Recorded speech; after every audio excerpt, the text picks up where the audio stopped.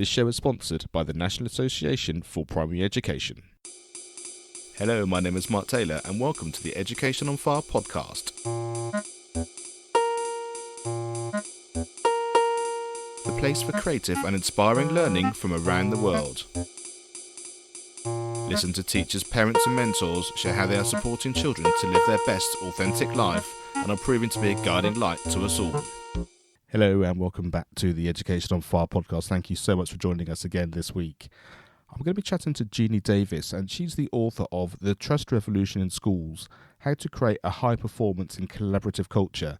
And if you've been listening in recent weeks, you'll understand that this is a really important theme for me in terms of what it is that we can do to set this environment for children to thrive. And really today, we deep dive into the relationships of the adults in the school. And what we're going to be talking about is basically a comprehensive blueprint for schools to follow. That it's an essential reading for school leaders and thinkers who want to create a rich, healthy environment where collaboration, creativity and excellence in teaching and learning can really flourish. And just a quick reminder about the Executive Function Online Summit. Now, the actual summit itself in a live format finished on August the 23rd, but you can actually buy an all-access pass, which is available until August the 25th at 12 p.m. PST. So if you want to make the most of that and get access to all of the things that have happened over those 3 days, which is a fabulous event, hosted by Seth Perler, who you will have heard was on the show just 2 or 3 episodes ago. If you go to educationonfire.com/blog, it gives you my affiliate link and you can really make the most of this all-access pass, which is only $99, which is a saving of $100 as long as you get going before August the 25th at 12 p.m. PST. But now this is the Trust Revolution in Schools. Hello, Jeanie Davies. Thank you very much for being on the Education on Fire podcast. Hello, Mark. Thank you so much for having me. I'm really excited to be here today. Now, I'm a big advocate of not just talking about the curriculum, about a subject, about education in its sort of traditional sense. I'm much more about the bigger picture in terms of, I believe, it's a child-focused start. It's about everyone who works within the education system and everyone's individual personalities.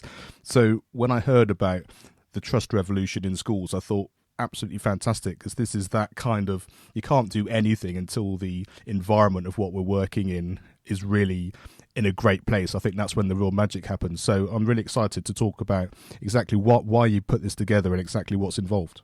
Yes, absolutely. You totally encapsulate it, Mark, that we within education pour all of our resources into the children all of the time, which seems logically as it should be.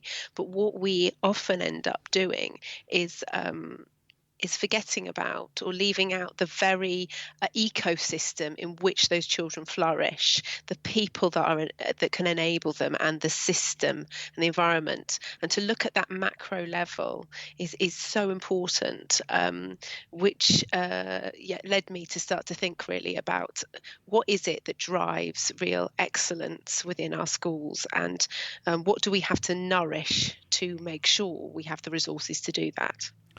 And so what was your journey to get here? Because I know, you've been in the classroom, you've been a senior leader, you understand the nuts and bolts of it from the ground. How's that got you to the point of writing a book and being involved in consultancy and supporting schools in that way?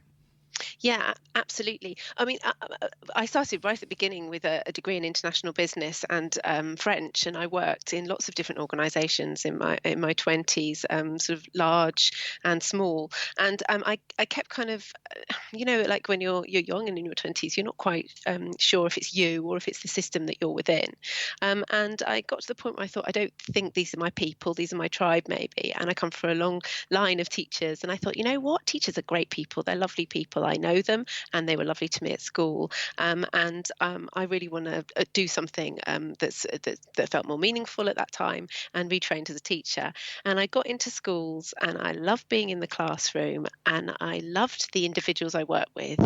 And then I was really taken aback by actually how toxic some of the cultures were that I was working in, actually how unpleasant it could become at that level. And I think really it was through finding myself in environments which just didn't feel right again, and made me feel quite fearful. really led me out of schools, and I think it was probably a fear-based response. I dashed off and got pregnant. Actually, had my twins, the ultimate fear base. And when I went back into education, I went to go and work for Teach First, and that's where I learned about leadership development and coaching, and started to form this language, because the people that again I was working with within Teach First had rushed into schools to work there and then rushed out again and weren't in there. They felt passionately about education but weren't still in there. And every time they spoke and talked about this, it was never about the children. It was always about the other adults in the building that had prompted them to eventually leave schools.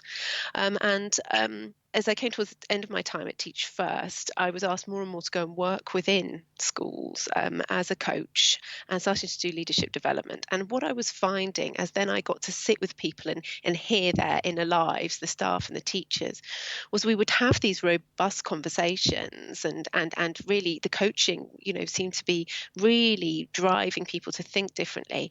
But then it would come out and it would hit the wall of the culture, the wall of the system, and it could go no further. And it was really that some of the head teachers that I was working with at the time, they gave me the license really to look at this, to start to look at the culture and say, actually, how can we shift this? How can we enable people to speak to one another? How can we enable these conversations? How can we enable feedback and people being able to actually hold each other in high regard and build trust with one another? And we started to do this work. I say we because it was very much me within these different schools and reacting. And it was when I went to go and do my master's at Warwick in coaching, it gave me that opportunity to kind of look at what had happened in schools, the work that I had done, and go, that happened organically. But actually, this is it. This is the model. This is what we shifted. This is the language we use. This is how we help people actually connect with one another and sit with one another and see one another and know the kind of rules of behaviour, because we don't talk about those in schools. How are we going to be as a tribe? What are we going to do together? How do we interact? And it was through that, through being able to look back and look at the impact and sit and study that I thought, this is it. This is it, that fear is within our schools. That's what's driving people out. And we need to re-inject trust. And I think I can see how we can do this. And it's the offering up of the model and the basis for this, which is what the book is about. So take us into what that model is and some of those conversations which sort of dispels that fear, because it seems to me, and I, like you, have been into many schools when I've been going in doing music workshops, and it's very interesting. There are some schools that are incredibly efficient, but there's still a sense of we're efficient but working at 100 miles an hour, but we can't stop because we might fall off the edge, kind of thing. And there are some schools that are just hanging on for dear life because it's just all a little bit too much. And then there's just some schools which sort of fit somewhere where, like you say, the ethos in the way of the atmosphere is just incredibly welcoming, which I think is what people, certainly what I remember from being in primary school, and certainly schools where you sort of feel like you're sort of, there's an envelope around you where you're being supported as a person. And so my feeling is that because Ofsted and the testing regime and all of that is the most important thing for schools, it would seem from the outside, because that dictates what grades they get. It dictates whether pupils want to come, and we know pupils numbers equals money, and so that there's all of that going on. How do you get that sort of that fear factor away and kind of change the culture from within? Yeah, absolutely. And this is exactly it. There's no denying that there's huge pressures on schools. And I sort of talk about this as being the cage that schools are in. You've got government and what they decide is going to happen. You've got Ofsted, the accountability, you've got funding, you've got society and its expectations, the fact that school has become a panacea for all of these things. These are real and legitimate. What's interesting is, what is the reaction that happens in a school to these? Is it a fear-based reaction to this, or is it a trust-based inability to connect with one another? And I absolutely understand what you're saying. When you go into schools for the first time, and you and I are lucky to be able to go in and see with fresh eyes, you can feel it straight away. What do the signs look like? What are they saying? Are they trust-based signs? Could you possibly, it would be nice if you, or do this, do that? How are people dressed? How are people holding themselves? All of these aspects give this sense of it. And often I think it's about whether or not the school is looking at itself and enabling itself to see itself as whole and connecting, or are they looking outside for the answer all the time? Do they believe that actually they can't do it themselves? Are they looking it are they running in fear? Now, when you're running in fear, the evolutionary fear, running from a bear, you're anxiously looking around for the next thing to pick up, to grab, to cudgel, to hide. Or are you able to be at ease and in trust and think, actually, no, we can look inside, we can connect with one another to actually make changes here? So it's the ability and the reaction to these things and the amount of freedom that schools are giving themselves to look at this. How caught up are they in the fear of it, or how much are they able just to trust and let go of the control? A lot of this is always kind of about the control. And what this actually leads to is the ability of people to connect with one another.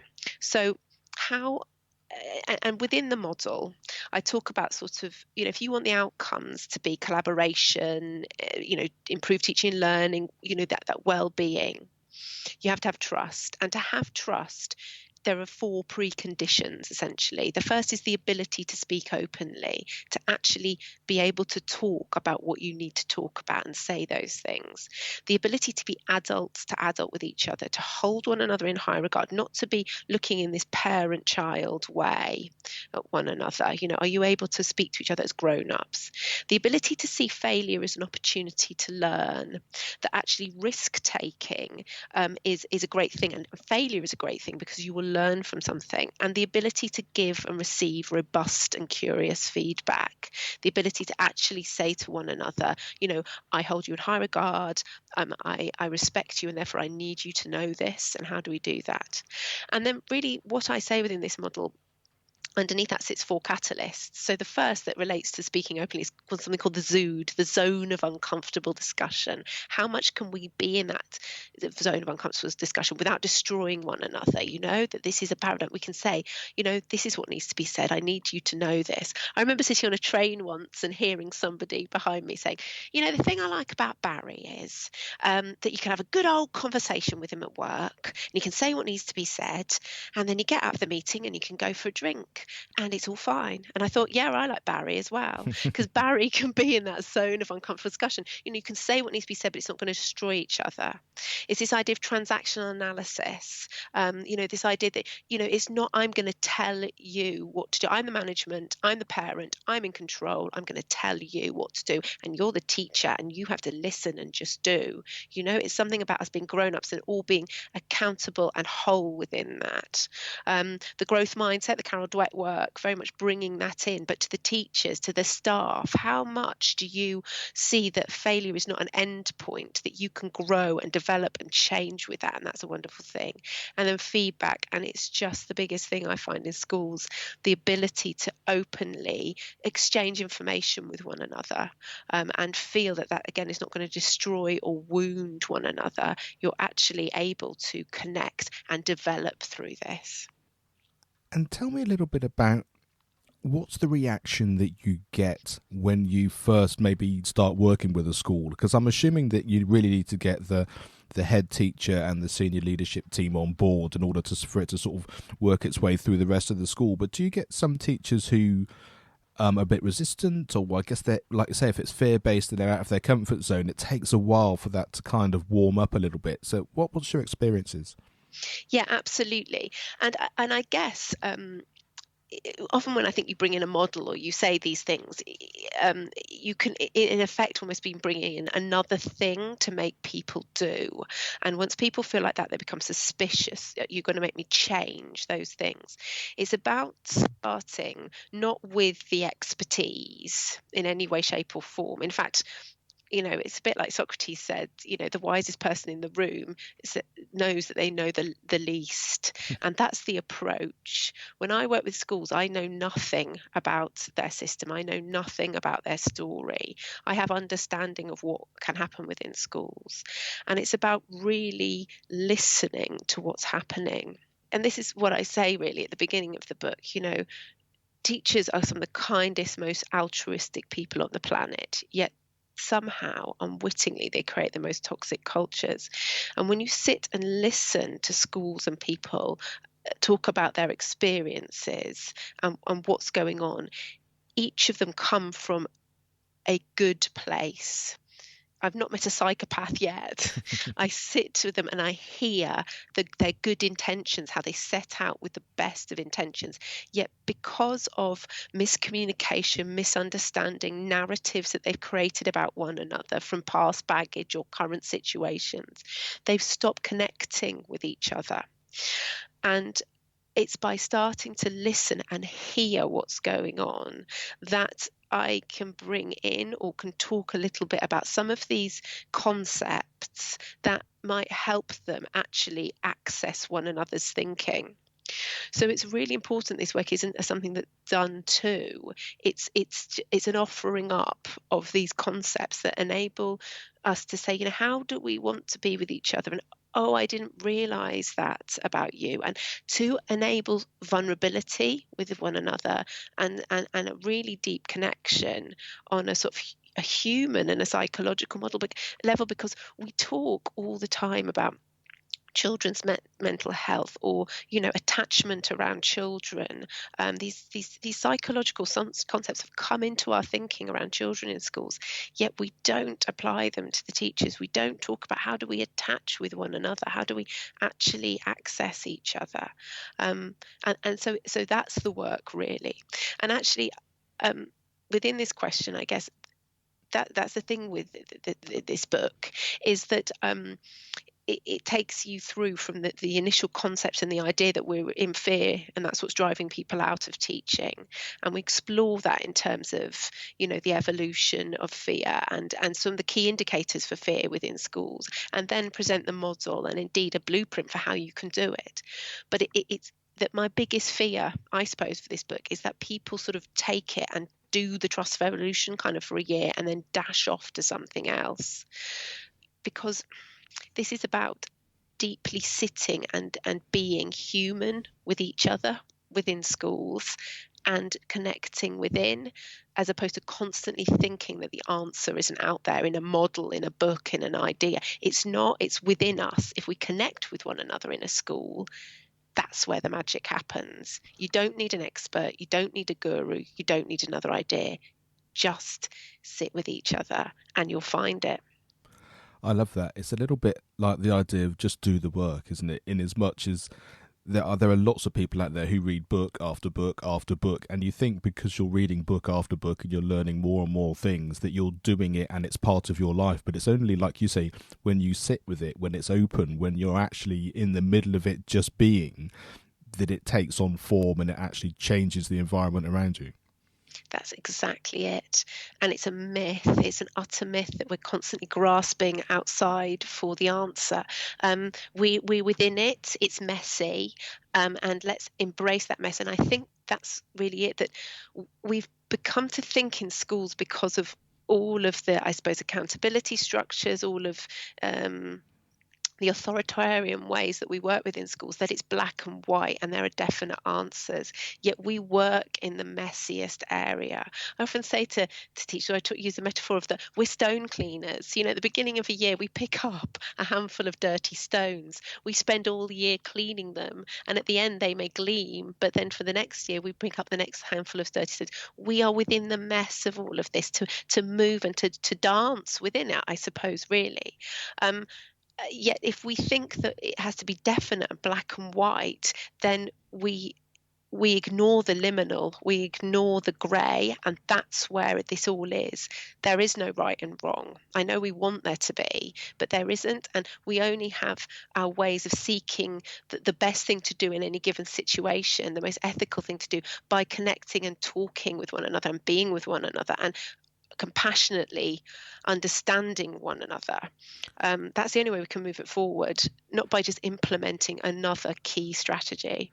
Yeah, I absolutely love that. And there were two things I just want to pick up. One is the fact that I think you're right, and I think many people, because of probably the demographic of teachers and leaders these days, is that all the inspections, especially when I talk to people who have been head teachers many, many years ago, the sense that an inspector came in to help and to support and to guide and to work through things together, that atmosphere then is inherently going to be different because that's the way it is. Whereas, the current system is obviously much more kind of accountable in terms of you're right or wrong, or this answer creates this result.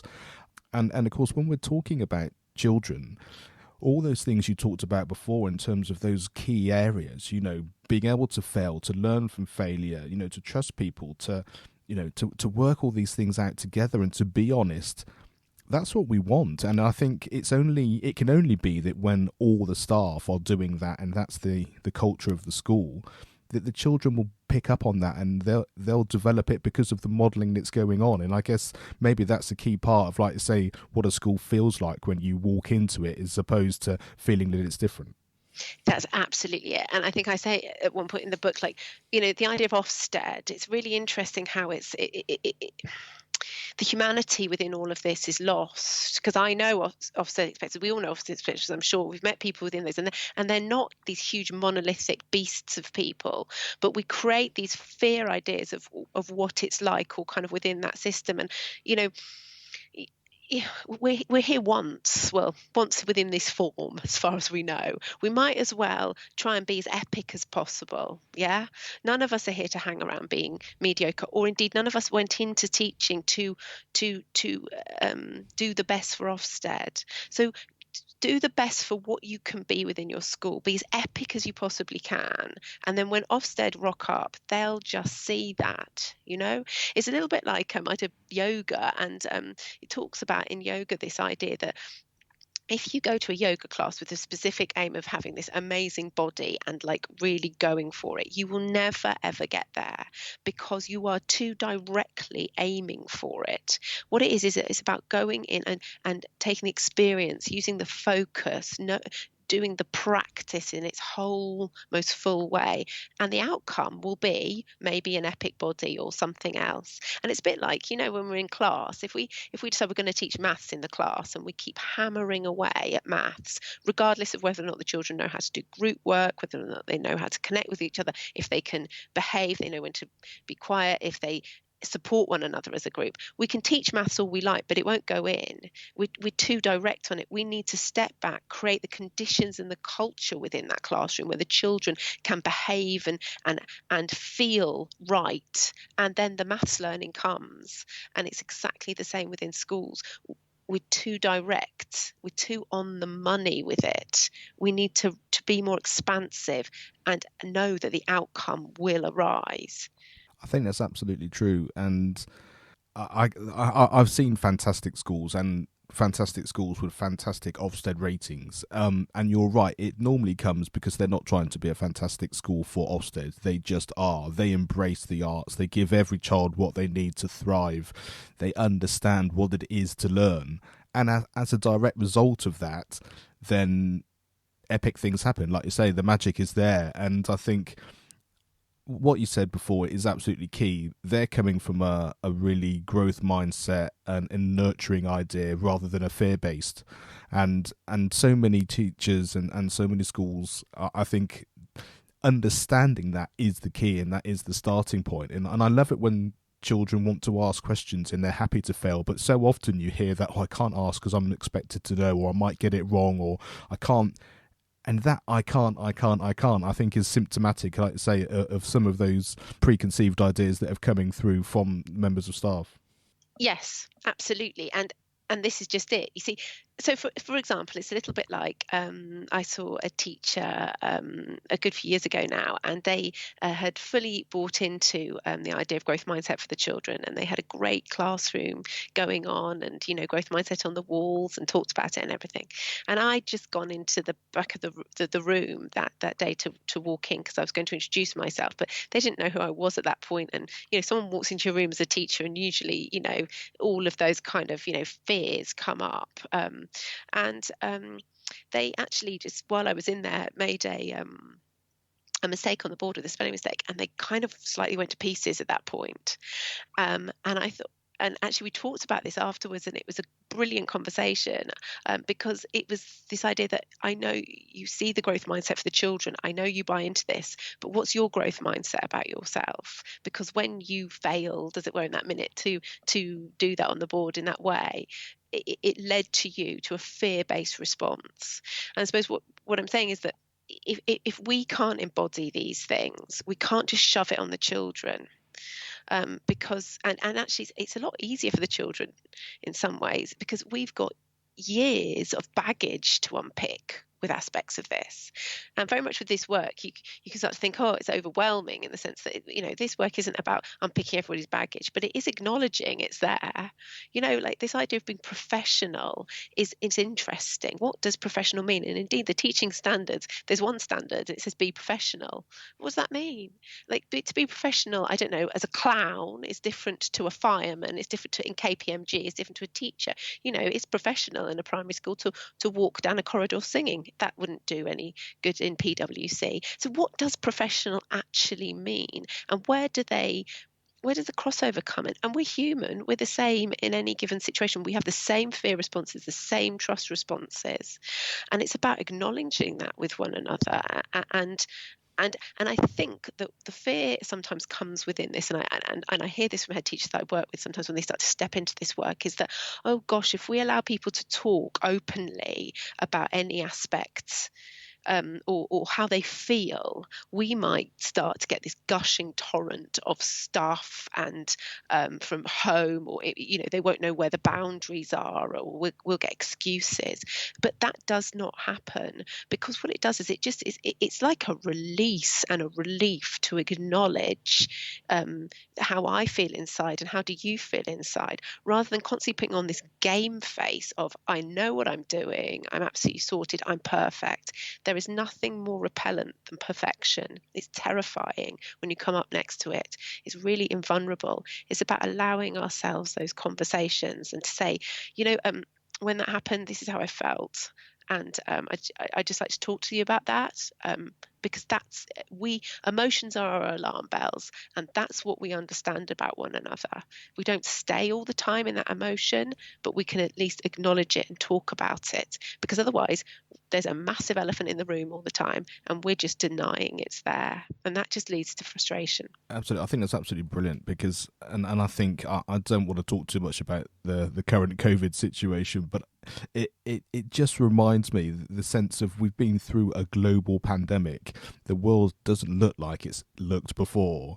And children are in the heart of that, with homeschooling and some children being back in school and some not, and all of the connotations that we know about. But what's really, really making my skin crawl at the moment is the sense that we need to catch up. It needs to be normal. It needs to go back. It needs to be... Surely the starting point is just, it is what it is. Let's see where we are. Let's talk about it. How's it affected us? What's the growth thing that we can do? What is it that we're fearing? How can we move forward? How can we adapt? How can we just be? And then you think, oh yeah, wow, this is an incredible situation, and it's unlike anything anybody's really experienced before, and let's see where we go from here. And that feels like we can now do anything moving forward. But the shoehorning back into where we were 6 months ago just doesn't even remotely seem to work for me in a thought process, let alone practically. Yeah, absolutely. It's crazy. And what it is it's working again on the projected fears, the catastrophe of what's going to happen at some given point in the future. The teachers that I'm talking to at the moment, where the children come back into school, actually there's amazing stuff happening there. The children have a very different relationship as they see it to school. Some of them are coming back hugely much more independent. There's big shifts in learning that have happened within the time that we didn't have to make happen. It's this myth that actually it's only by us controlling stuff in schools does anything happen. That's nonsense. It's a whole ecosystem where things happen just concurrently and of their own volition, just by us being together. And I completely agree with you. And what I've really noticed in this time is that the response by some schools and some academy chains during this time is that it is chaos. So let's control it even more. Let's get even more control in there. Let's do more. No, let's allow this to unfold, and we will hold it, and we will, in the moment as it arises, we will deal with it as we always do, because we're experts. We know what is needed in that given moment. And it's this anxiety, and when anxiety is there, that's when people start to control stuff, because it gives you the illusion that then you know what's going to happen next. None of us know what's going to happen next, ever. Absolutely. Yeah, and it really is that sense, isn't it, that when you're okay with that, then you kind of understand. And I've been part of a team in a hospice, and one of the things that really struck me, and I think one of the big turning points in my life, was the fact that once you understand that you are going to die, and everybody will go through that process, but you were also born, and like you were saying earlier, you're only here having your one epic life as we know it at the moment. And when you realise that that's just how it is, you can then show up in a way that says, and I want to do it like this. And that's a completely transformative way. And I think just that essence of being able to do that, and it, basically putting a coat on with that, especially when children are involved, that's really exciting. It is. And you know what? The most hilarious thing about all of this, really, is that, or the most bizarre thing about all of this is, if you actually look at the teaching system at the moment, the education system, people are leaving in their droves. We don't have enough people here. It's also incredibly difficult, more difficult than almost any other sector that I know, to get rid of people, as it were, and therefore within that becomes unbelievable personal freedom. What is it that we are actually frightened about within our actions? What is it that we are actually fearful of? Because we have so much freedom here. These are the cages we've got that look between the bars of what we actually are able to do, because the big stick really isn't there in the same way that people feel it. I understand there's accountability. I understand that people kind of have that sense. But actually, when you let that go, when you think, what is it that's actually making me frightened? So it's a little bit like when I talk in the coaching, it's almost like people are carrying around this fear of homelessness. So it's like I do something wrong and someone will find out, and then I'll get told off, and oh gosh, will it lead to competency? And oh my God, I could lose my job, and then I can't pay my rent or my mortgage, and then I'm homeless. And it's like we get to that point really quickly. That just doesn't happen. It's not a narrative within the education, yet we hold ourselves rigid with the fear that something terrible is going to happen. It's not. We actually can dictate how we move forward with our own actions. And we've got that freedom more than actually, I would say, many other sectors.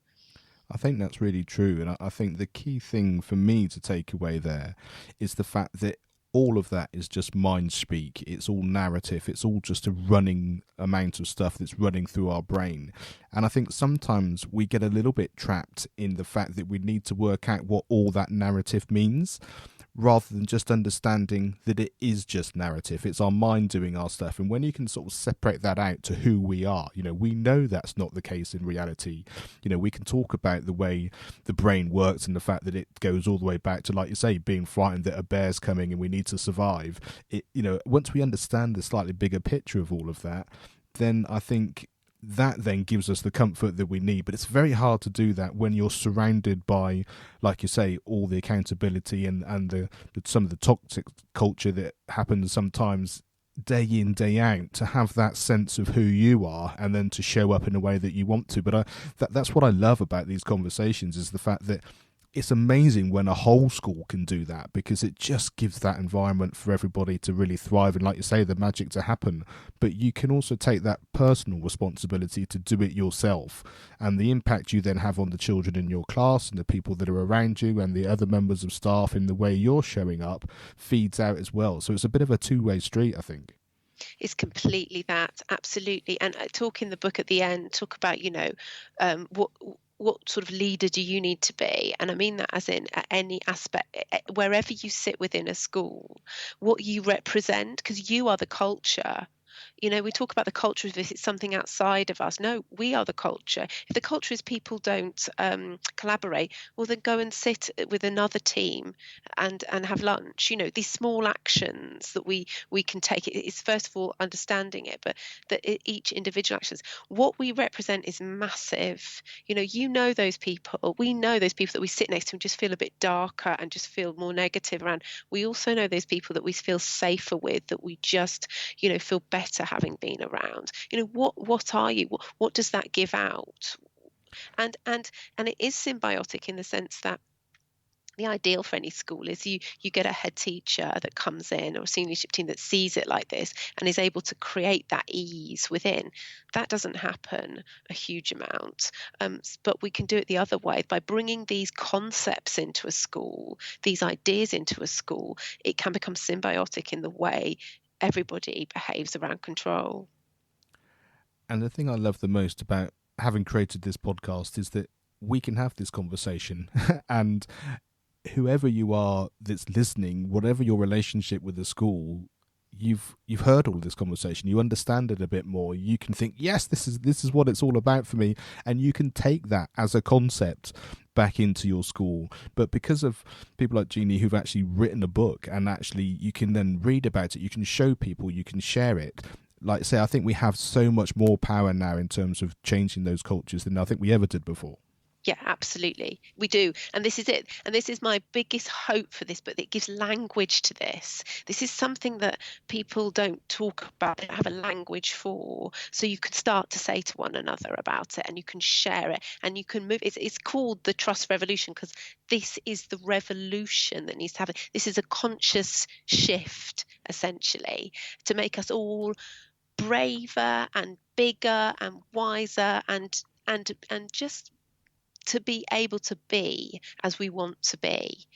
Let's not live in fear. It's not a life to live in fear. It shrivels us. Let's lean into trust, because we can create that ourselves, and we can create the revolution in our schools.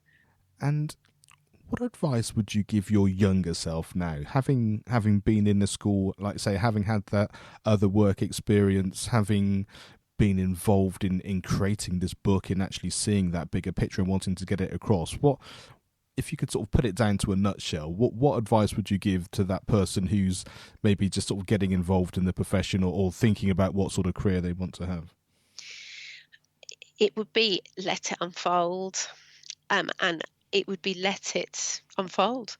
That essentially, I spent a lot of time when I was younger sort of thinking that I had to create and control it, that I would drop the ball and then I'd miss the opportunity that would happen for me. And through that, I think I did genuinely miss things, because I was looking down too much at my plan, at what I wanted. And actually, it's to know that I am not in control of it all, that I don't have to make things happen, that other people think independently of me, that connect to their energies independently of me, and that what I am and can be just represents with others. So to just let things happen and enable that, and be within the moment, deal with it, that you don't have to be 8 steps ahead with a 10-point plan, that as you meet things in the moment, you will be able to deal with it. And that's where the magic happens. And I think I've thought about this. I've thought, why didn't I know this when I was younger? I'd have been all powerful. But that's life. That's the journey, isn't it? That's where we get to. It absolutely is. And I've said this so many times on the show, is the fact that I know that when I was young, would I have heard it? Would I have listened? Would I have taken it on board? Yeah. But I think that's also not a reason not to talk about it. That's the other thing, because I think being aware of it is really, really key. And I love that whole idea of things evolving and not trying to push things, because I know so many things in my career have happened that I couldn't have even imagined. They just come left field. But I was always at that time just doing what I loved. Yes, I was still working, as a musician. I was still practicing many hours a day and doing the things I needed to do to show up and be the sort of person I wanted to be. But the actual nitty-gritty of how things developed, I had no control over. And that, I think, like you say, just being able to let go and allow it to happen and have that trust that it will be okay, because that's the way the world works, I think gives you so much more enjoyment of what's going on, and it takes that fear away. And I think, and that sort of takes us almost full circle, really, in terms of when you've got that inner belief that that's the way things are going to happen because you've allowed it to happen, then life suddenly feels an awful lot lighter. Absolutely. And I suppose to bring it back to, as you said, the current situation with coronavirus, it's this idea that life isn't linear. We don't put that block in and that block in and that block in, and then suddenly it happens. Things happen in massive shifts suddenly out of nowhere. The opportunity arises, something arises. And it's to think about that for this time as well, that just because we're predicting certain things are going to happen, it's like a thought that has no bearing whatsoever. It's like getting in the car and switching on your sat nav and seeing it saying 11 o'clock you get there. Well, you'll get in the car, there'll be a traffic jam, or you'll take a diversion, or something else will happen, and it'll be 12:30 that you'll get there. And it's whether or not you keep getting stressed about it not being 11, or you just allow it to be 12:30. We have to let go. And I would sing the Frozen song now if I could, but I won't inflict that upon you right now. It's very apt, because I know that Frozen 2 is just about to hit Disney, I think, this weekend, and so that's what I've been hearing in my house as well. So thinking about things just happening, that's definitely, Frozen has been on my mind, I have to say. So just as we start to round up, tell us, is there a resource that's had a really big impact on your life, and why was that? And that could be a song or a film or a book or a podcast, anything, but is there something which really you can identify with that you think, that's really had a big impact? I think, honestly, in recent years, it's been a book by Hans Rosling called Factfulness. I don't know if you're aware of it, but No. He's a statistician. He died in 2014, I think it was now. And he talks about the power, really, of rational thought, and about this idea that the world is getting better. It's a better place than it ever has been. Yet we constantly have this sense that it's getting worse. It's like an inbuilt negativity bias, and how we irrationally look at any given situation. But if you can actually get down to, say, the data of it, or the basis of it, how you can really get the full picture of something. And this had a huge impact on me in my thinking in terms of the book. I do talk about, actually, I reference Hans Rosling in the book, how we can end up making really, really flawed and bad decisions if we don't actually look at what's happening.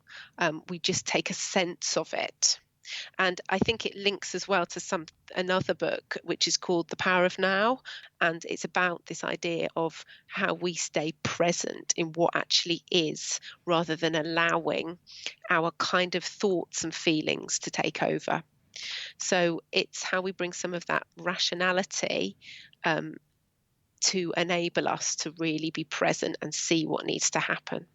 Yeah, I love all of that and think it's so important. And I think, in a nutshell, it brings everything into the fact that it's about who we are, how we connect, who we are as people. And then education, learning, being around children, being around colleagues is an extension of all of that. And I think it's only when you know yourself and allow all of that to be the case that all of that just becomes a wonderful experience. So it's been a fascinating conversation. Thank you so much indeed for being here. Just leave us with the book again, where people can find it and where they can connect with you. Yeah, so it's The Trust Revolution in Schools, and you can get it on Amazon. It's out from the 17th of July. You can pre-order it at the moment. It's on Amazon, it's on Waterstones, it's on Routledge as well. I think, yeah, and indeed with Routledge, if you put in BSM20, you can get 20% off. There you go.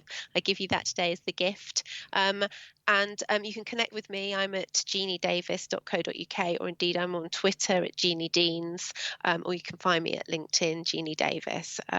But yes, the more I can hear from people and talk to people about this, is wonderful. And indeed, I would just say as well that I've been working and thinking about how we can directly move this sort of energy into schools. And there's a project I'm working on at the moment to pilot this in schools called School Jeanie, the idea of identifying, and Jeanie as in Genie of the lamp, not my name, identifying the genie in the school, the person who can be the change agent and lead trust, and upskilling them in these liminal skills to enable that. So I think if you're interested and have listened to this and would like something of this in your school in particular, looking at schoolgenie.co.uk. Fantastic. Thank you so much for such an inspiring conversation, and I wish you all the best with the book, and I hope everyone goes out and just makes the most of this opportunity, because we hear a lot about these conversations about what could happen, and I'm loving these conversations which are really showing us and enabling us to make it happen by understanding, and I think that's the real gift of what we've been able to share. So Jeanie, thank you so much for being here. Thank you so much, Mark. I've absolutely loved every minute of it. I'd like to thank the National Association for Primary Education for their continued support and sponsorship of this show. NAPE are currently supporting teachers by producing fortnightly videos which cover themes like art, school trips and literacy. Also, they are giving away e-copies of their professionally produced journal, Primary First. To find out more about the association, please go to nape.org.uk.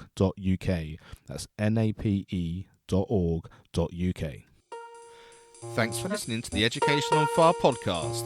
For more information of each episode and to get in touch, go to educationonfire.com. Education is not the filling of a pail, but the lighting of a fire.